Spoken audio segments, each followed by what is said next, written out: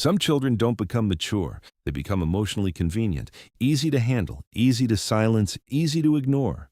And after years of this, they stop asking for emotional space at all. You learn how to speak softer, need less, stay calm. Not because you're naturally easygoing, but because your emotions once felt like a problem for other people. Maybe tension filled the room every time you expressed yourself. Maybe vulnerability made people uncomfortable. Maybe being emotional only created conflict. So your brain adapted. You became easier to manage. And the dangerous part? People usually praise you for this. They call you mature, independent, low maintenance. But sometimes, those are just survival responses wearing a socially acceptable mask. You stop asking for reassurance. You apologize for needing attention. You hesitate before texting people back.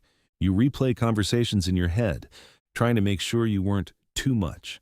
Not because you're dramatic, but because your nervous system learned that emotional safety could disappear very quickly. So instead of expressing emotions naturally, you start monitoring yourself constantly. Your tone, your reactions, your facial expressions. You become deeply aware of how other people feel, while slowly disconnecting from your own feelings. And eventually, you become so emotionally controlled that people assume nothing hurts you anymore. But it does.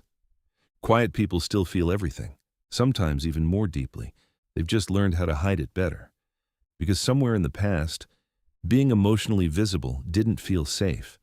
And this creates a strange kind of loneliness.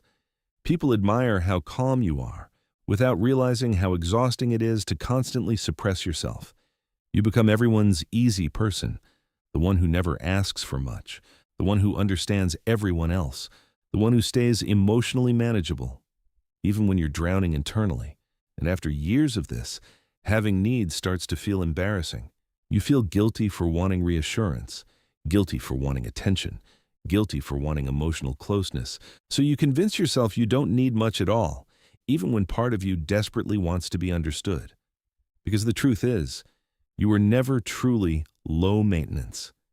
You just adapted to environments where your emotions felt inconvenient.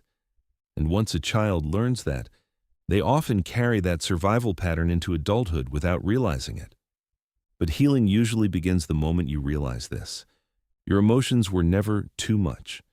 You were just surrounded by people who didn't know how to hold them.